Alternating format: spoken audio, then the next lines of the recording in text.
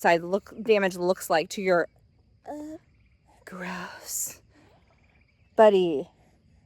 Is that necessary?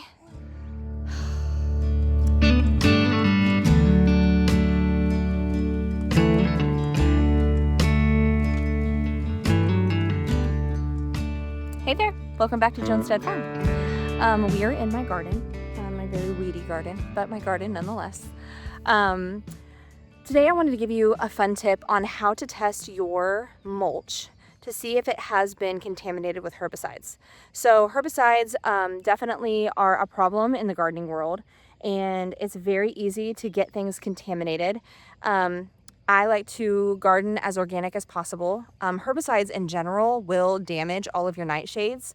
And so if you are wanting to try to do a cost-effective / free mulching solution for your garden, I wanted to be able to show you what I did, and I think it will really help you guys. So I acquired some straw from some bedding that we had for animals and such, and I had quite a bit laying around, and I wanted to be able to use it. So, but it is one of those things that gets sprayed so readily. And the source that we got it from was just a great local guy that he didn't know if it had been sprayed or not. And I assumed it hadn't, but again, I don't want to assume that and then spread it all over my garden. So what we did is I got a half-gallon jar, glass jar, and I filled it with straw. So you would fill it with whatever mulch that you are wanting to test. So in my case, it was straw. And then I filled it up with water and let it sit for 48 hours. I went to my local Tractor Supply because of the season. I had this little guy, and I didn't start any seeds this year. So I went to Tractor Supply and I got myself a little 6-pack of tomato plants that looked pretty healthy and already looked, well established. And then I pulled one of those out and I put it in a separate pot so that I could use the other 5 as controls and then use the 1 as my test subject. So after 48 hours of that straw sitting in that water in my half-gallon mason jar, I started to water that plant with that water. And then I watered the other plants with just whatever water I would be using for my garden. And that definitely was a telltale of how you can test for it. I'm going to show you what it looks like whenever you see herbicide damage. My plants looked beautiful after 2 weeks of watering. That's what I wanted to do, about 2 weeks just to test.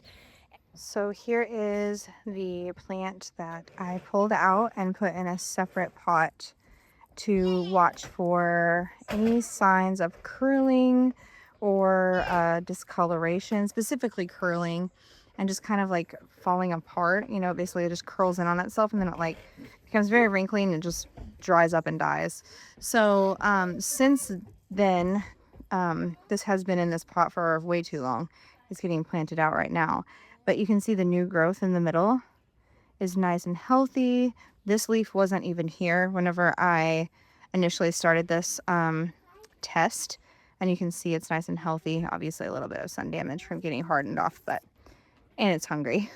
Here are the other ones that I was watering with just our regular water and rainwater and such. You can obviously tell they're very hungry because they're starting to show signs of nutrient deficiencies. But you can see this is normal, super healthy-ish looking tomato plant. And so this is what told me, yeah, this is okay to put in my garden because I'm not seeing any damage and it's still thriving. So I definitely think that that's a great way to be able to test your mulch. Again, I haven't tested it on wood chips or anything else, but I would assume the theory would, play out the same.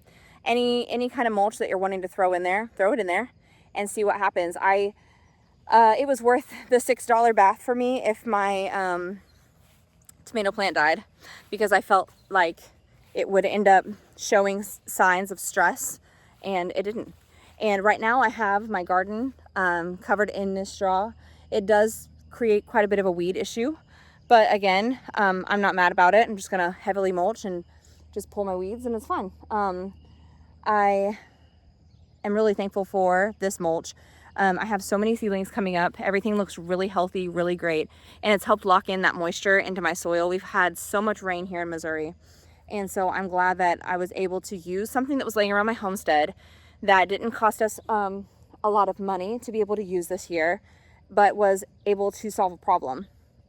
That is definitely one of my favorite things to do here at Jonestead, is use what we have. And it may not necessarily be what is Pinterest perfect or exactly what I would want long term, but it definitely helps solve a problem in the short term, and I'm thankful for what we have. So I hope this helps you. I hope that you're able to walk away with a tip and test some of your mulch. You know, there's a lot of really great free options out there. A lot of cities offer free mulch and compost. This is a way for you to be able to test that. Same thing with composting. You know, sometimes those herbicides, they don't leave your compost quite as readily or quite as fast as you would want it to be too.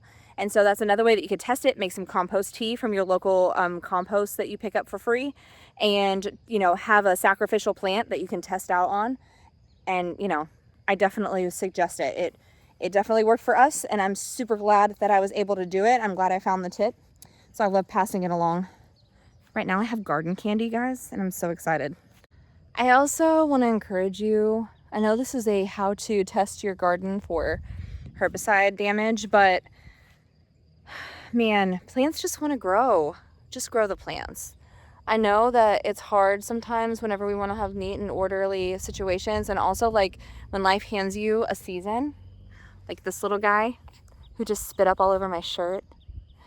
But I'm just so thankful. I'm thankful for this season. I'm so excited to see these seeds that I've had saved since like 2020 that literally are growing beautifully in my garden. Seeds don't have an expiration date. I cannot wait to walk through and give you a garden tour when we get back, because so many things are exploding right now. It's absolutely stunning. I'm just so excited to show off my garden to you guys. But I hope that you guys have a great day. I hope that you find joy in all the seasons that you're in. And God bless you. I'll see you next time.